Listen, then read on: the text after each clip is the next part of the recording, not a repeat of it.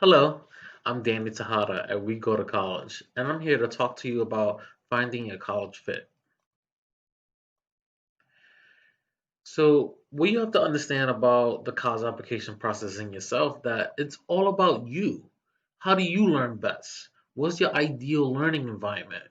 What do you want to do with your life and your career? How do you picture your life to be? What is it you hope for in the future? And what support do you need to be able to help you figure this stuff out and achieve it? So you might be wondering, like, what's the point of college? The point of college is to go away, to discover yourself, be who you're meant to be, out your destiny. I'm a first generation student myself, first generation college graduate, first generation high school student, and going away to college hoped to open up my eyes to life's possibilities, to being myself, to discovering who I was meant to be. I grew up in poverty, on public assistance, in public housing. I was the oldest of three. My parents never finished high school. College was not a conversation in our home. And it wasn't until when I was in a community based organization where a college counselor helped me apply to college, show me that there were possibilities outside of high school to make my life better. That's when I started to see hope. And when I went away to college, and I always encourage students to go away to college, um, I was able to focus on being me. I didn't have to have all the worries that I'd had when I was living with my parents, being there for my siblings, and dealing with all the drama I was dealing with at home. Going away to college really saved my life and really turned things around. Before when I was in high school, I didn't like to read, and when I got to college, I started to fall in love with reading, started to fall in love with research, and I read all the time now. And before I went to college and my freshman year as well, I wanted to be so many different things. Like I wanted to be a video game programmer, I wanted to be a hip hop journalist, and it wasn't until my senior year of college where I said to myself, I wanted to be just like the college counselor who got me here today, because I believe in the power of going to college and how transformative it is. And since I went away to college, everyone in my family who were against me, who didn't think that going away to college was affordable, were now pushing my sister to go away. And she's doing a great job now. She's going for her master's, getting a degree more advanced than I have, attaining a higher level of education than me. And that's great. But you got to also understand too that if you're the first in your family, graduate high school, go to college, graduate college, it has life-changing effects for those who come after you and for your family in general. And I'm going to show you some hard numbers now that is true. And you can see here, this comes from Northeastern University in the Boston area, and they cite government statistics about different degree levels, different educational levels of salary. And you can see here how the more education that you have, the more that your income increases. So, and this is stuff you could definitely see on your own. I definitely encourage you to go to College Scorecard, which is a college search function, to see for yourself what is the average salary certain students are making out of certain colleges. But the facts are there. The higher educational level that you have, the more money that you make, and the more likely you have a job. I think often to now, the times that we're in right now, and I'm thankful to have a job. Thankful for the fact that I work in education. Thankful for the fact that I'm a college counselor, because I'm sure people in your community, maybe even your own parents, family members, maybe even some of your peers who lost jobs, who and it's sad that we live in world where certain jobs are so fragile that you can lose it at any moment. Um, but history shows the higher your educational level, the more important that your job becomes. More, I would say, pandemic proof. You know, your job becomes um, as you start to gain more education. So this is something you got to think about. This is something you can see directly here, and I'm sure next year, when new statistics come out, we can see how drastic things change for unemployment when it comes to education level. So if you want to be able to have a roof over your head, you want to be able to build a future for yourself, it makes sense to go to college. Now, you might be thinking, oh, uh, I want to do this, I want to do that, and I don't think college can get me there. Sit down and talk to your counselor. Do research on your own. Because time and time again, when I talk to students, especially when I used to work in the South Bronx, students who didn't think they wanted to go to college, didn't need to go to college, and when I sat down and talked to them about what they hope to be, what kind of future that they want, and through their answers, I talked to them about how going away to college, going to college, period, really can help you get to your goal. All right, you want to start your own business, you want to be a realtor, um, you want to create your own app, stuff like that. You have business majors, you have computer science. There's a whole bunch of different avenues for you to get to your goals. College is really the point where you learn how to become an adult, where you can hit the pause button on 4 years of responsibility, and it's a great time for you to grow as a person. So that's why college is important, and especially during this time right now, college is even more important. So that way you can get a job that um, is less likely for you to lose during a national crisis. So there are different kinds of colleges out there. You have private nonprofits, like here in St. Louis, where I am, Washington University. You have NYU, Harvard, and then you have private for-profits, which you should never apply to. And the reason why you should never apply to these schools is because they load you up with tons of debt, and your degree ends up becoming worthless. Like, for example, you try to transfer somewhere else, to a public college, maybe, and then you have to start all over. So always Google the name of a school, look them up, even look at a Wikipedia page, because sometimes that can even tell you if it's a private nonprofit or private for profit. Stay away from private for profits for your own financial future. And then you got, public institutions here in St. Louis, University of Missouri St. Louis, University of Missouri Columbia, aka Mizzou, and really any schools that have state in the name are most likely public. And then you got four-year colleges that award bachelor's degrees. Some even award associate's degrees, two-year programs, all public and private. And then you got two-year colleges that award associate's degrees. And two-year colleges are set up to help you transfer to four-year colleges. But let's say you want to get into the workforce right away. You want to work with your hands, or what have you.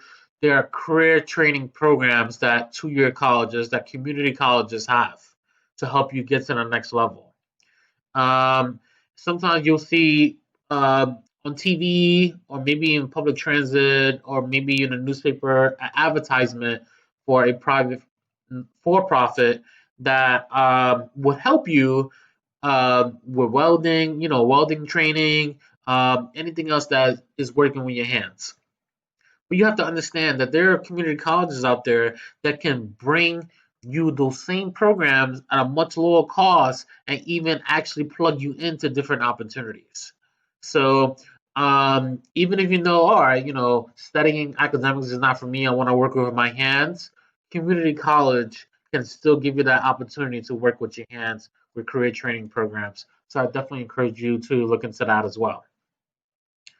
So, it's important when you're in the college application process that you create a balanced list, right? So you got your reach schools, which you are just below the GPA and test scores, is very selective, low acceptance rate. Then you got target schools where you meet the GPA and test scores of a school, and it's somewhat, reasonably selective, where you're above 50% acceptance rate at the school. And then you got safety schools where you are above the GPA and test scores, and there isn't any selectivity at all.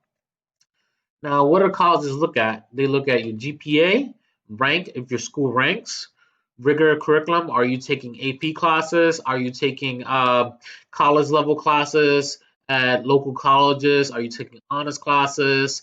Uh, SAT, ACT scores, although there are schools now that are test optional. Especially during this pandemic, more and more colleges are becoming test optional, and we could definitely expect in the years to come a good number of schools to be test optional. So if you know you're not a good test taker, definitely look at test optional schools.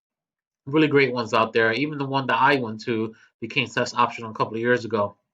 They also look at extracurricular activities, the things that you've done in school, also the things you've done outside of school. So if you babysit your siblings, you help them with their homework, you help them with, you make food for them, you help your parents around the house.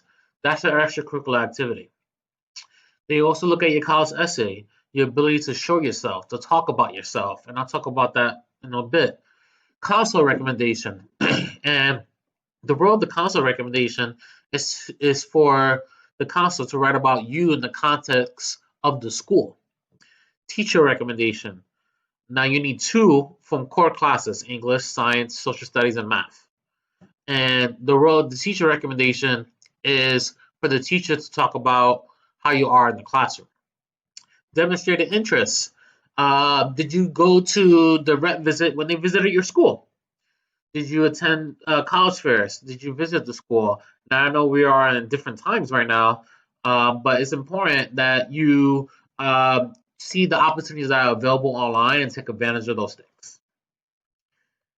Now, what makes a good college, right? It's not about a name. Again, it all surrounds you. Um, is that college going to give you great financial support? In terms of debt, in terms of a bill that you have to pay, a tuition bill. Is it academically challenging? Like you want to be pushed to the edge. You want to be sparked. You want to figure out what is your niche. Does the school provide great academic support when it comes to those academic challenges? Tutoring, for example. Career prep and opportunities. Do they have any partnerships with school districts if you want to be a teacher, companies? Do they come interview on campus? Do they interview students from that school in particular? Is there job shadow opportunities? These are things you got to think about. Like, yeah, you go to college to discover yourself, but then you also got to think about as the years go on, especially when you get to your junior, senior year, you got to start thinking about getting a job. And also, do you feel comfortable on campus as well? So, you might see crazy amount of schools. They'll say that 50, $60,000 a year, but that might not be what you pay, right? So there's grants out there when you apply for financial aid using the FAFSA, free application for federal student aid. There's the Pell Grant for low income students, SEOG, Teach Grant for if you want to be a teacher. Um, this your state might provide grants itself, and the school provides grants. And then there's outside scholarships. Some of your favorite companies, like if you like Coca-Cola, they have scholarships. McDonald's, there are nonprofits in your community, maybe even your churches.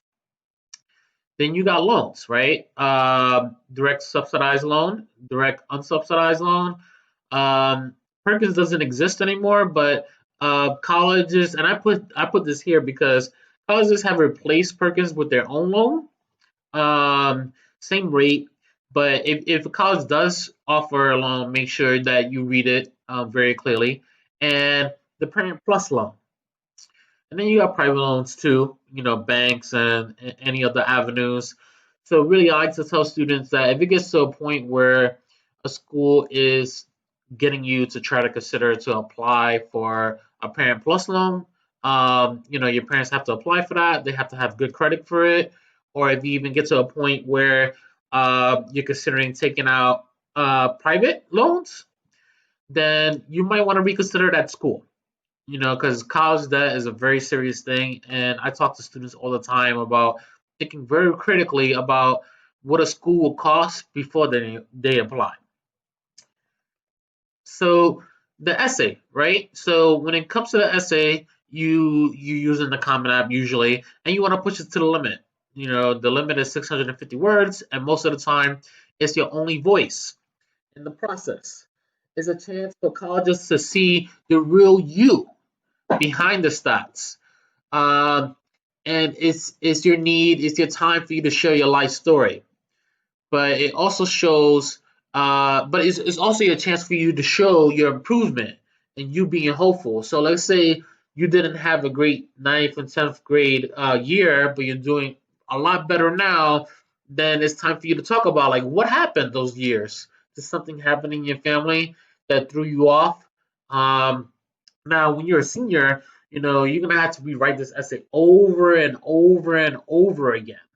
And when you're a junior, you should definitely be starting this process now in terms of writing your essays. So I talked a bit about the teacher recommendation already, but definitely take a look at this slide here. Like I said, core teachers. I forgot to mention if you're taking multiple classes with a teacher, that's also great as well. You definitely want to pick a teacher where you worked really hard in the class, not the easy A. That you stayed after school, that you met with the teacher during lunch. That's going to be very key. And also too, like if you are a leader in the class where you helped out other students, and definitely the teacher is aware of that, that's also a teacher you might want to ask.